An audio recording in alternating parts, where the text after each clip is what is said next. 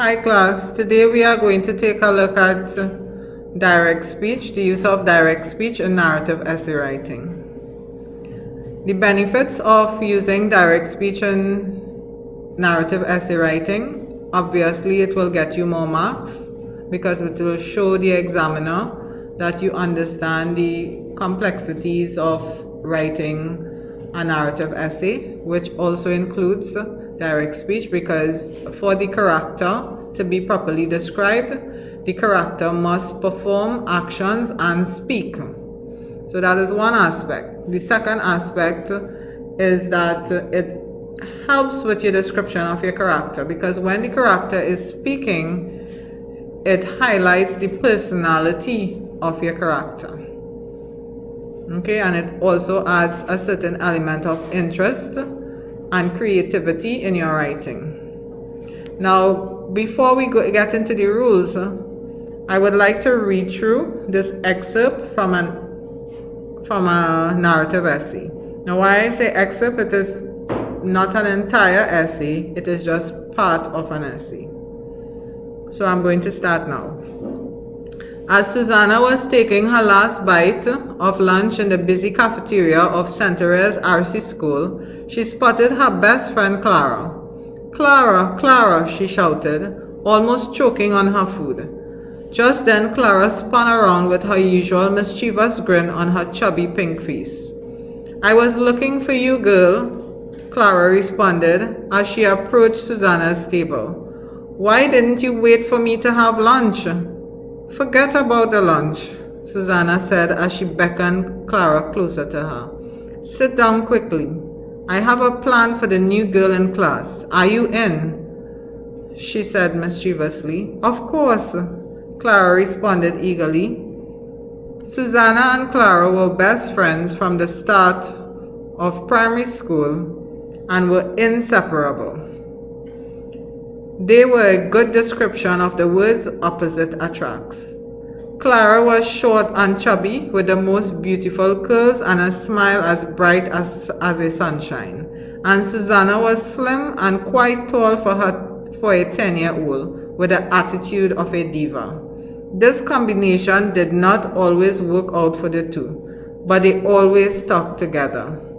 The day was already halfway through.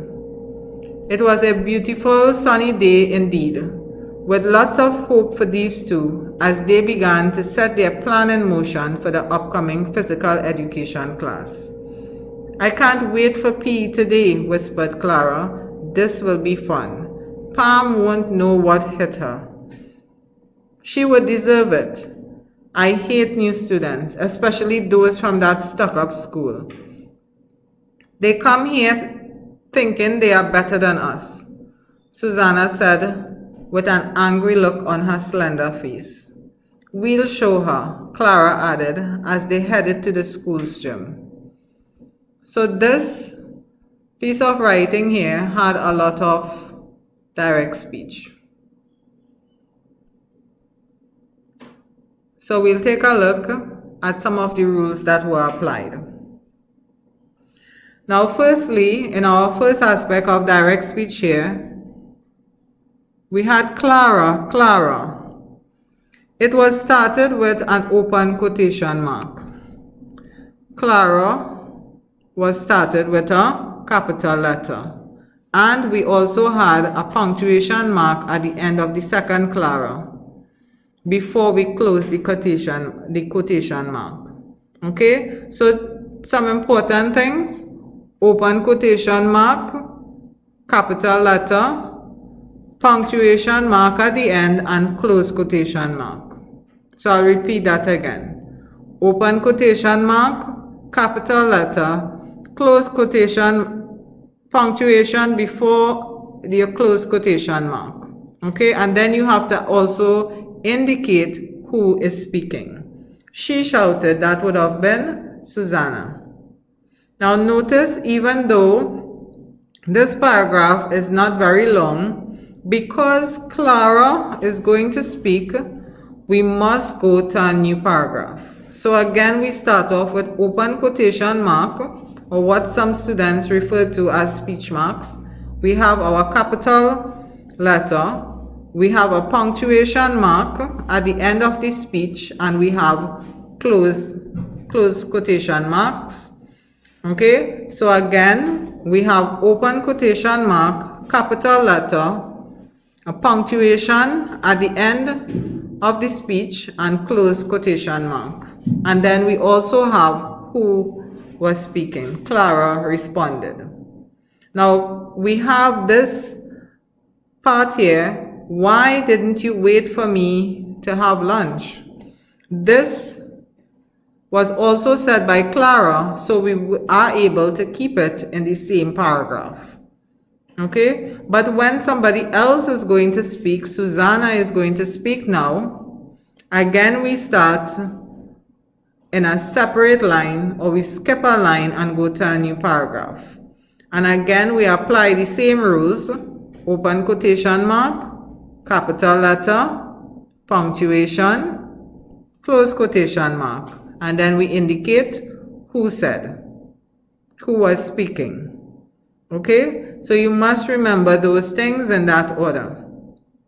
All right, as she beckoned Clara closer to her, now Susanna is still speaking. So again, we have open quotation mark, capital letter, and we have a punctuation here. We have a punctuation here that is needed, and we have a punctuation here before we close quotation mark. Right? So our punctuation marks, as you notice from the first paragraph, we started off with an exclamation mark, then we had a full stop, and now we have a question mark. You should choose your punctuation mark according to the tone of the speaker, according to what is being said. Now we go on to the next paragraph because Clara is now going to speak. Of course, Clara responded, and again we are trying to follow the rules as best as possible. Open quotation mark, capital letter, punctuation mark before we close our quotation mark, and we also indicate who is speaking. Okay, so I hope by now that you are starting to catch on with some of the rules. And we are going down. Now this paragraph had no direct speech, as well as the next paragraph. However, we started back again with the direct speech. Again, we open quotation mark, capital letter, punctuation. This time it is a comma because Clara is continuing to speak. Okay, so we use a comma, close quotation mark, whispered Clara, comma, open quotation mark, but because we had a comma here, which is very important, we have a common letter here.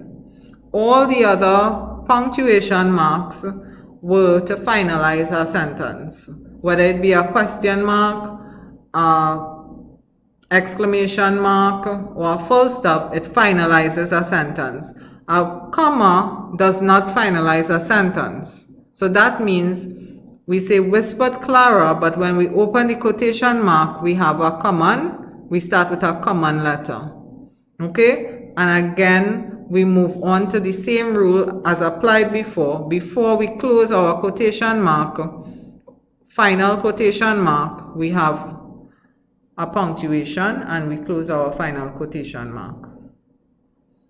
So this was Clara speaking. When Susanna had to speak, again, no matter how short the paragraph is, we skip a line and we go to a new paragraph. Open quotation mark, capital letter. She would deserve it. I hate new students, especially those from that stuck-up school. They come here thinking they are better than us. Full stop. The full stop goes before your close quotation mark. So it is not after, but it is before. And again, finally, here,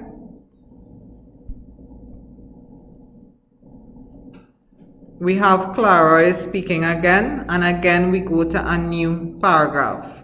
Open quotation mark, capital letter, punctuation before we close our quotation mark. So basically, that is the rules of using direct speech. Two speakers cannot speak, or two persons cannot speak in the same paragraph. Okay? When you are applying direct speech, the words that are actually being spoken by the individuals must be in speech marks or quotation marks.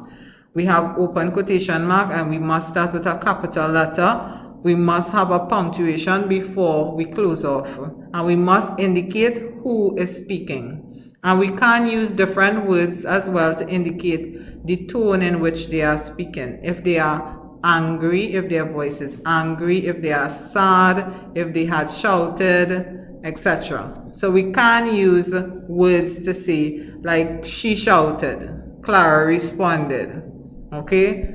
And we can use so many other words, like whispered Clara, okay? Or angry tone, angry voice, etc. So we can experiment with different ways in saying how someone is actually speaking in direct speech, instead of just saying said, said, said, said all the time. So I hope that this tutorial was helpful to you, and you would apply direct speech to your writing, because you will get more marks if you actually apply direct speech to your writing, if you apply it in the proper way.